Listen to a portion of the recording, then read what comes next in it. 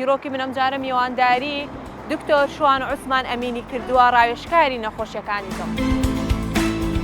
ئەو دڵە زەعیفە بە قەستەڕە بە عیلاج بە جیهاز چاناوی چاندنەوەی دڵ لە ڕووی تەمەنەوە هیچ کاریگەری هەیە، یعنی ناتوانانی دڵی منداڵێکی لۆ گەورەی دانێ. ئێستا دەبینین جەڵتەی دڵ لە نێو گەنجاندا زۆر بووە.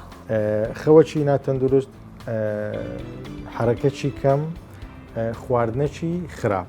لەو کاتەدا پێویستی بە نەشتەرگەرێکی گەورە بوو، چونکە ئەو پارەی نەبووە دابینی بکاتن، خەستەخانەکە یاخود دکتۆرەکە نەشتەرگەرێکی بۆ ئەنجام نەدا و بۆتە هۆی مردنیشی. لە سەرەتان، لە بەردی زرا و لە غودا سەرەتانی غودا قوتار کراینە بەبێ ئەوەی فلسەکی بدەن. بەتایبەت بە ئەو خێزانانەی کە دەیانوێت سەردانی دەرەوەی وڵات بکەن، دەبێت بزانم ڕێکاریەکان چین، کێنەوە کەسانی کە دەیانوێت بڕۆن سەردانی ئەوێ بکەن. نەخۆشیەکە دێنێتە لای ئەمە چێکی دەکەین و تەقریرێکی لۆ دەنووسین دەدەینەوە قۆنسولیەی نەخۆشی دڵە زمانیەکان. متابعەتی تەندروست، فۆلۆئاپێکی تەندروست لۆ نەخۆشی زۆر مەشاکری لە کۆڵ دەکاتەوە کە پاش 20 ساڵی لێ دروست دەبێت.